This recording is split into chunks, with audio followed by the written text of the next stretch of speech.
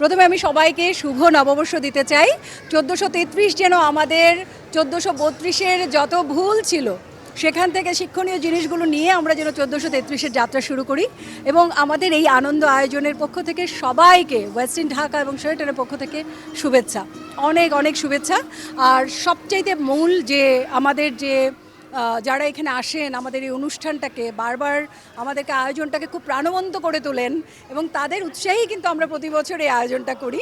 এই বছরও তার কম কিছু নেই।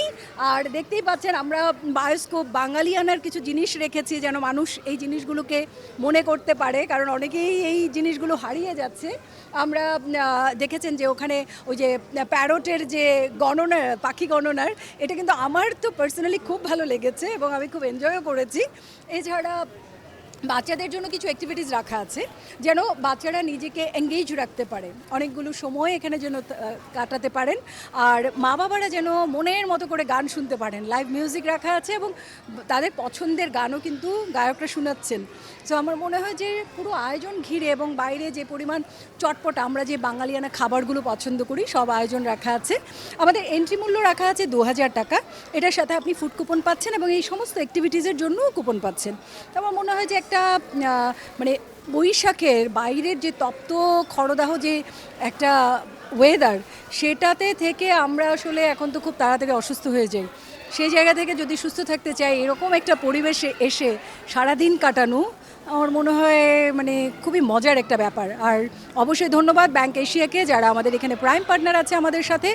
এছাড়াও আমাদের অনেকগুলো গিফট পার্টনার আছেন, দেখতে পেয়েছেন এখানে আছে সিটি গ্রুপ আছে, স্কয়ার গ্রুপ আছে, ডিভাইনো গ্রুপ আছে, স্যাভোয় আছে, তারপর শুক্রানা আছে। তারা সবার মানে আমাদের সাথে যে আনন্দ আয়োজনকে আনন্দিত করার জন্য, এই আয়োজনকে সফল করার জন্য আমাদেরকে তারা সবাই সহযোগিতা করেছেন, তাদেরকে অসংখ্য ধন্যবাদ।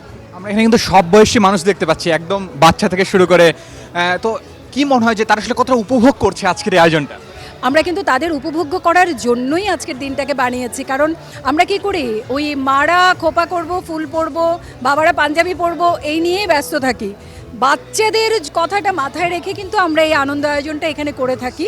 এই জন্যই আমরা নাম দিয়েছি হই হুল্লোড়, যেখানে বাচ্চাদের কিছু অ্যাক্টিভিটিস আপনি দেখেছেন, গেমস রাখা আছে এবং বাচ্চারা যেন এখানে এসে এনজয় করে। এবং আমার মনে হয় মা বাবার চাইতে বাচ্চারা একটু বেশি এনজয় করে আমাদের এই জায়গার প্রোগ্রামগুলো, ওয়েস্টিনের প্রোগ্রামগুলোতে।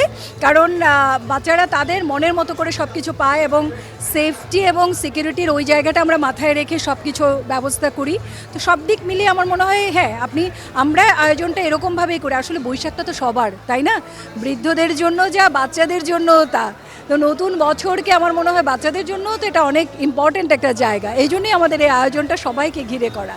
আপু, আপনারা এটা প্রতি বছরই আয়োজন করে আসছেন, একটু জানতে চাচ্ছিলাম যে অন্যান্য বছরের তুলনায় এবার নতুনত্ব কিছু রয়েছে কিনা?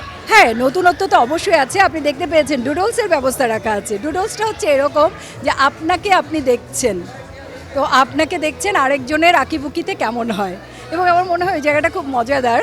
এই জায়গাটা আমার খুব ভালো লেগেছে। এছাড়া আমি বলবো যে এখানে বায়োস্কোপের যে ব্যবস্থাটা আছে এবং টিয়া পাখির গণনার জায়গাটা, ওগুলো একটু নতুন আছে। দেখা যায় না কিন্তু এই জিনিস এখন এসে আমরা এই জন্য এই আয়োজনটা এখানে রেখেছি। এবং আমি দেখতে পাচ্ছি যে সবাই কিন্তু ঢুকেই না ওই যে প্যারট গণনা করছে সবাই একবারে করাচ্ছে। আমি জানি কেউই ওটা বিশ্বাস করে না, কারণ আপনার হার্ডওয়ার্কই হচ্ছে সবচেয়ে বড় জিনিস। হার্ডওয়ার্ক যা করবেন আপনি সেটারই ফল পাবেন। সেই জন্য আমি ওটাকেই বিলিভ করি। তারপরও আমিও কিন্তু নিজেও কিন্তু পাখি দিয়ে গণনা করিয়েছি যে দেখি না আজকের দিনটা কেমন যায়, পাখি কেমন বলে। হ্যাঁ, এই জিনিসটা আমার মনে হয় যে সবাই খুব এনজয় করছে, এটা আমারও খুব ভালো লেগেছে। আপু, বৈশাখের মূল আকর্ষণ বলা চলে হচ্ছে খাবার, পান্তা ইলিশ। তো সেই পান্তা ইলিশের ব্যবস্থা রয়েছে কিনা? অবশ্যই আছে। আমাদের সিজনাল টেস্ট রেস্টুরেন্টে আমরা ব্যবস্থা রেখেছি। দুপুরে যে বাফে ব্রাঞ্চ করা হয়েছে, ব্রাঞ্চের আজকের মেনুগুলোতে পান্তা ইলিশ থেকে শুরু করে বাঙালিয়ানার যে খাবারগুলো মানুষ খেতে চায়, পিঠা পুলি, মানে আমাদের তো নবান্নের উৎসব থেকেই এই দিনটার আসলে আয়োজন শুরু। সেই পিঠা থেকে শুরু করে কাঁচা আমের ভর্তা, কাঁচা আমের জুস সবই রাখা আছে বাফে ব্রাঞ্চের। আর ঠিক একইভাবে আমরা ডিনারের যে মেনু আছে আমাদের, সেটাতেও আমরা এই জিনিসগুলো আয়োজনগুলো রেখেছি। আর আর আমার মনে হয় আমাদের এবং আমাদের মানে স্প্ল্যাশ যে রেস্টুরেন্ট আছে সুইমিং পুলের পাশে, সেখানেও কিন্তু আজকে অন্য সময় যেটা থাকে বারবিকিউ আইটেম নিয়ে, সেখানে কিন্তু আমরা আজকে পান্তা ইলিশ দিয়ে প্ল্যাটার করেছে কাপলদের জন্য, এবং আমার মনে হয় পিপল উইল লাভ দিস। এবং অলরেডি মানে আমি এত রেজিস্ট্রেশন দেখে এসেছি, কিছুক্ষণ আগে আমি দেখেছি প্রায় বোধহয় 200 মোর দেন 200 রেজিস্ট্রেশন অলরেডি আছে। সো আমার মনে হয় মানুষও এটা খুব ভালোবাসছে। তবে আমার একটা ছোট্ট বার্তা আছে, আমার পয়লা বৈশাখ যেন কখনোই পান্তা ইলিশ ডে না হয়ে যায়।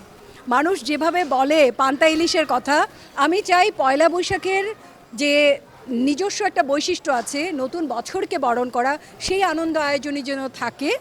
আর ইলিশ যেন শুধু আমাদের একদিনের খাবার না হয়, ইলিশ আমাদের আমিষের একটা অংশ।